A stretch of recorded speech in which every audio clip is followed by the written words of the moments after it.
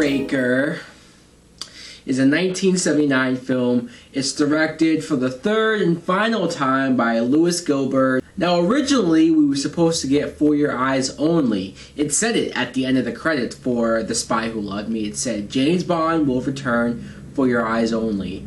But after the success of Star Wars in 1977, they said, let's put that movie on a hold and let's push up Moonraker. There's this plane craft that gets destroyed by the space shuttle, and there's a Moonraker device that's missing, so Bond has to go in to investigate.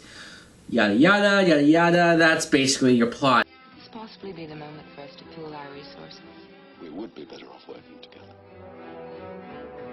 Moonraker, I know some people hate it, some people trash it. I don't hate it. It has a ton of flaws. So I guess overall, I will say it's okay.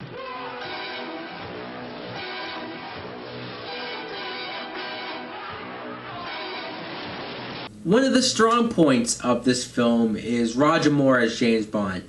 I do like Roger Moore as James Bond. I know some people will tell you that Roger Moore was the worst James Bond or their least favorite James Bond. I don't really understand why. I mean, I get the fact that he might have some comedic moments, or the movies that he's in, at least, are the most over-the-top type James Bond movies. But I don't find myself saying, whoa, this isn't James Bond. I don't find myself, when I watch him, saying, oh, he's not acting the way James Bond would. I still feel like he plays James Bond pretty well.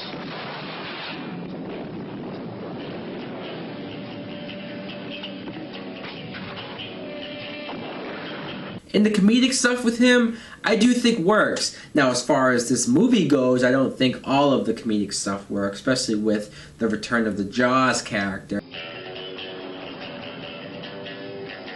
But, for example, the opening scene where you see Bond in this mission, he's in a plane, he gets attacked by these guys, Jaws being one of them, and he jumps out, and he has to go after the guy with a parachute, grab his parachute. And I don't know how they shot all this. I mean, think about it. It's 1979. I don't know how they shot these actors out in the sky falling with parachutes like this without it being real.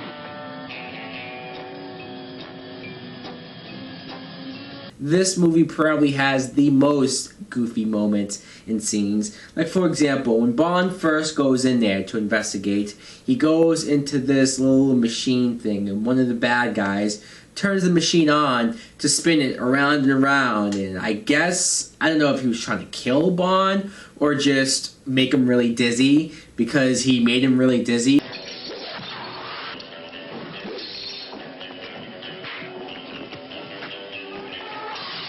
The Jaws character is back. The big, huge bodyguard from the last film. They brought him back because I guess he was a fan favorite villain. And I do enjoy him as a villain. I do like the idea of a villain, or one of the villains from a past film, coming back here. I think it works. But a couple scenes with him, and especially what they do with this character towards the end, holy fuck. First of all, there's a scene where he's trying to go after one of the girls that's helping Bond. But there's a parade going on. And all these people are dancing through the alleyways, and that stops him, stops Jaws from trying to kill her.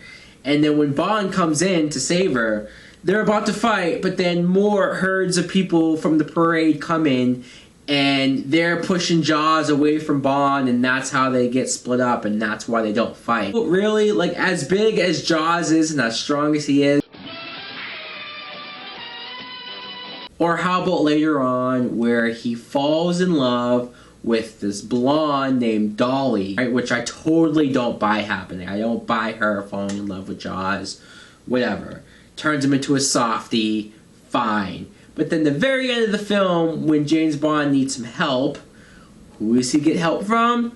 Jaws. So Jaws turns into a good guy. What? This villain that you built up as this big, huge physical match, physical threat for Bond in the last film, I call bullshit.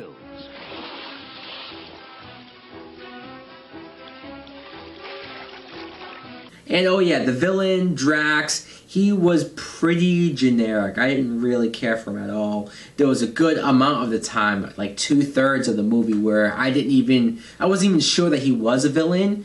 Maybe that was the point. Maybe they wanted you to be guessing. An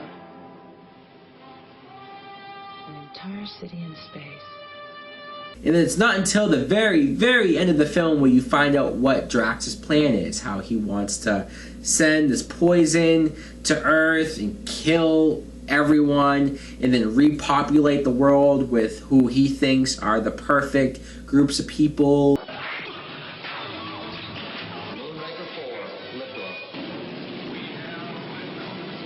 I don't hate the movie. I have a lot of problems with it. What they do with Jaws, the villain and his plot just seems generic and not interesting. The whole space thing, I don't really think I care or mind that they were capitalizing on Star Wars, because that end battle where you see the laser guns, as silly, as implausible as that is, I still had fun with it. And the action, like the stunt work and some of the effects, I thought worked and was cool, and when the action did happen, I had fun with it.